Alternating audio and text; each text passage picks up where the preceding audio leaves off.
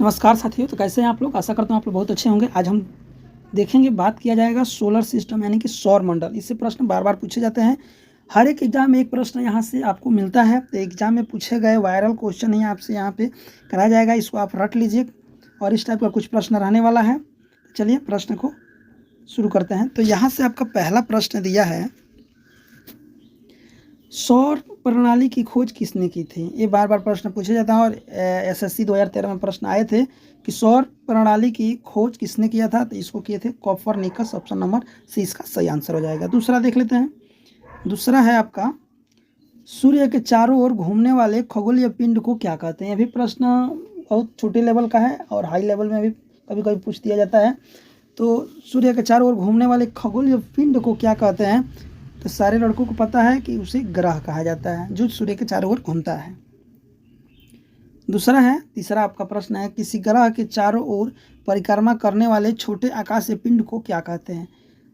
ग्रह के चारों ओर, इसके पहले वाले प्रश्न में आया था सूर्य के चारों ओर। अब है कि सूर्य के चारों ओर जो घूमेगा उसे ग्रह कहेंगे, और ग्रह के चारों ओर घूमने वाले छोटे आकाशीय पिंड को हम क्या कहेंगे, उसे उपग्रह कहेंगे। जैसे हमारे पृथ्वी का उपग्रह क्या है, तो चंद्रमा है। 4 नंबर प्रश्न देख लीजिए, ग्रहों की गति का नियम किसने प्रतिपादित किया था। यानी कि ग्रह नाच रहे हैं, घूम रहे हैं, तो गति कर रहे हैं, तो गति का नियम जो है किसने बनाया था, आपसे प्रश्न पूछा गया है।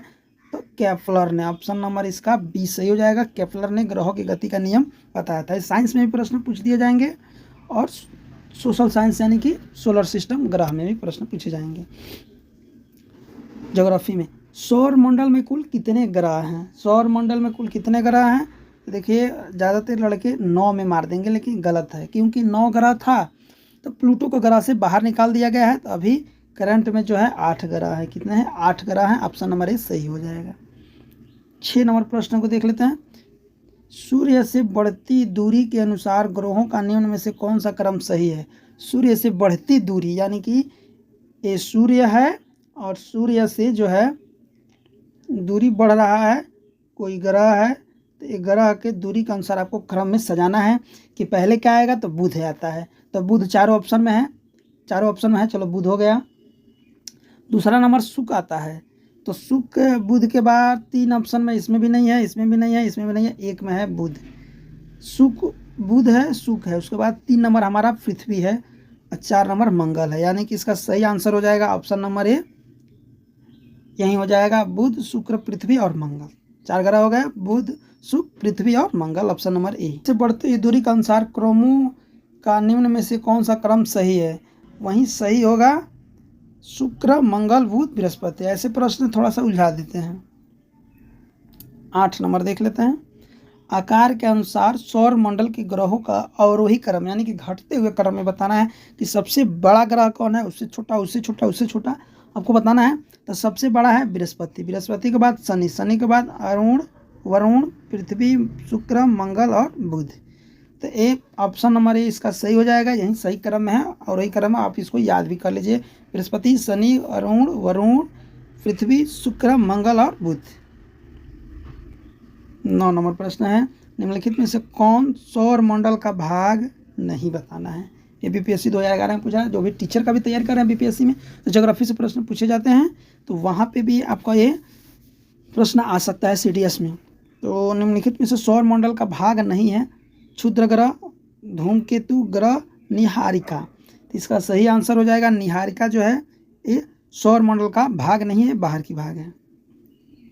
10 नंबर है, सूर्य के चारों ओर चक्कर लगाने वाले ग्रहों का वेग डैश रहता है। वेग क्या रहता है, नियत रहता है। अधिकतम होता है जब सूर्य के समीप होता है, अधिकतम होता है जब सूर्य से दूर होता है, कुछ नहीं कहा जा सकता है। तो इसका सही होगा अधिकतम होता है जब सूर्य के समीप आता है, तो उसकी चक्कर क्या हो जाती है, तेज होता है। जैसे मान लीजिए ये सूर्य हो गया और जो पृथ्वी है, तो पृथ्वी या अन्य ग्रह है, जब इसके नज़दीक आएंगे तो इसकी स्पीड बढ़ जाएगी, जब इससे थोड़े से दूरी पर जाएंगे तो इसकी स्पीड थोड़ा धीरे हो जाएगी।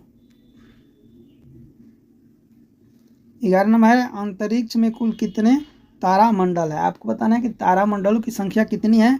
तो 89 है। कितनी है, 89। Option number C. ये भी प्रश्न आए हुए हैं। 12 नंबर है, निक्स ओलंपिया कोलंबस पर्वत किस ग्रह पर स्थित है। एक पर्वत है किस ग्रह पे पाया जाता है? ये आपके मंगल ग्रह पे है। कहाँ पे? मंगल ग्रह, ऑप्शन नंबर डी।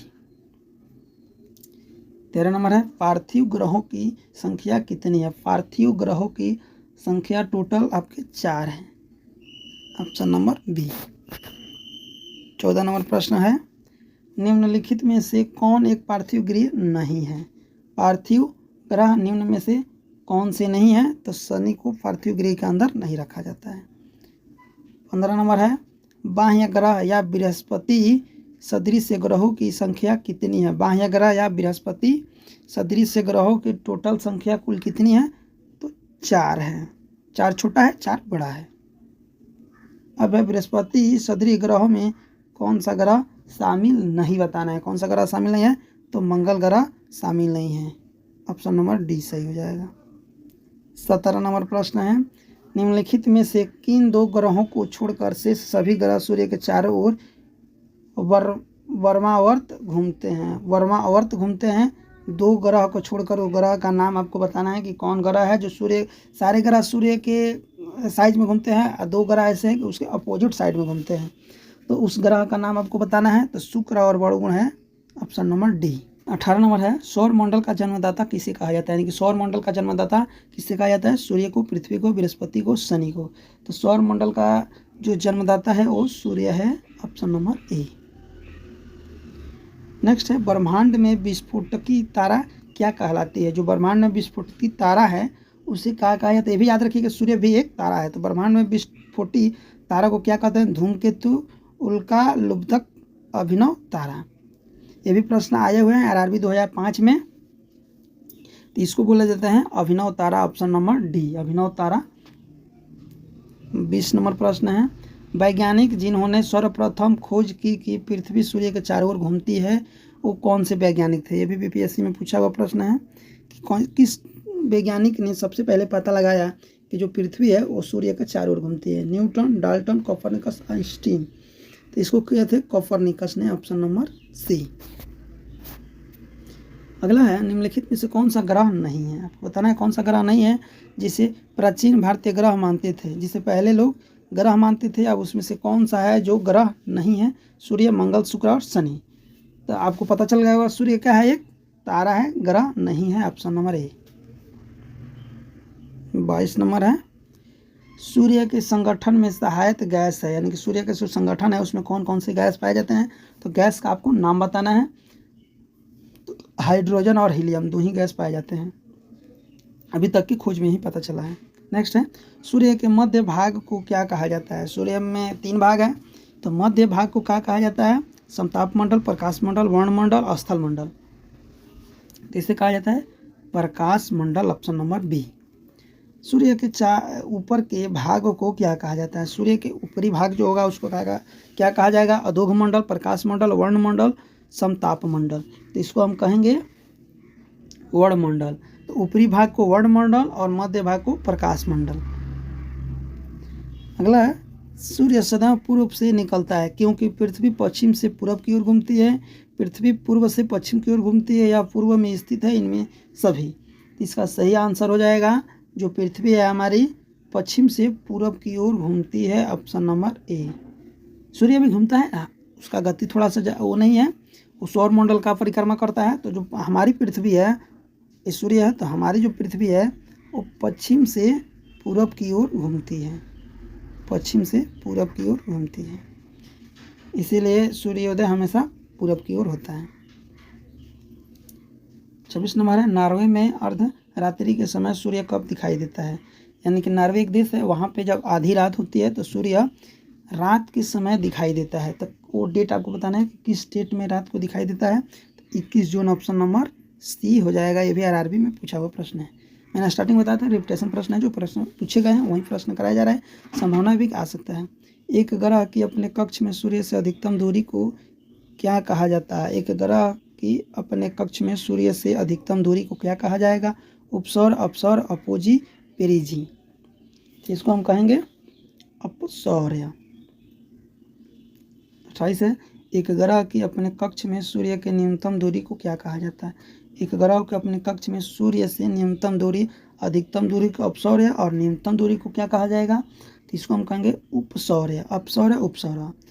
उपसौर्य मतलब नज़दीक और अपसौर्य मतलब दूर। सेकंड लास्ट है, निम्नलिखित में से किनके बीच की औसत दूरी को खगोलीय एकक कहा जाता है? किन दो चीज़ों के बीच की दूरी को खगोलीय एकक कहा जाता है? तो पृथ्वी और सूर्य के बीच की दूरी को खगोलीय एकक कहा जाता है। और अंतिम प्रश्न है, मध्य रात्रि सूर्य का क्या अर्थ होता है? मध्य रात्रि सूर्य का क्या अर्थ होता है? सांध्य प्रकाश, उदयमान सूर्य, बहुत चमकदार चंद्रमा, सूर्य का ध्रुवीय वृत्त में देर तक चमकना। तो ये सही हो जाएगा, सूर्य का ध्रुवीय वृत्त में देर तक चमकना, यानी कि ऑप्शन नंबर डी। ये भी आपका एसएससी 2011 में पूछा है। तो यहीं पर उनको प्लीज़ सब्सक्राइब कर लीजिएगा। चैनल का नाम है एपी कैरियर 2.3। Thank you.